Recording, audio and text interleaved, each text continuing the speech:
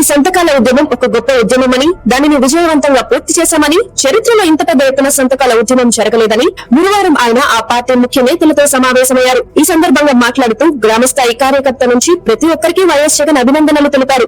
Medical కాలేజీలను private కు కట్టబెట్టడమే పెద్ద scam.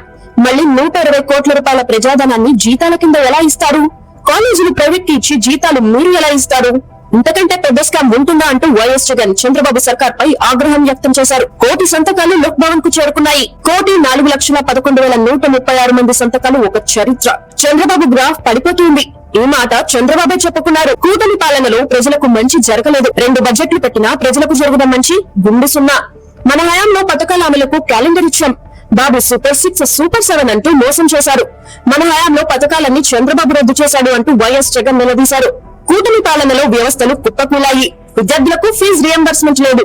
అన్నదాతలకు Rythu Bharosa అందడం లేదు. ప్రైవేటీకరణ అంటేనే దోపిడీ. విద్య, వైద్యం ప్రభుత్వ అధీనంలోనే ఉండాలి. మన హయాంలో ఆర్టీసీని బతికించాం. ఆర్టీసీ ఉద్యోగులను ప్రభుత్వంలో విలీనం చేశాం. కూటమి పాలనలో అన్ని వ్యవస్థలు తిరోగమనం. చంద్రబాబు తప్పులు చేసి కలెక్టర్లపైకి నెట్టేస్తున్నారు. అక్టోబర్ 7న సంతకాల ఉద్యమానికి శ్రీకారం చుట్టాం. అక్టోబర్ 9న నర్సీపట్నం మెడికల్ కాలేజీని సందర్శించాం. అక్టోబర్ 10 నుంచి డిసెంబర్ 10 వరకు సంతకాల ఉద్యమం సాగింది అని వైఎస్ జగన్ వివరించారు.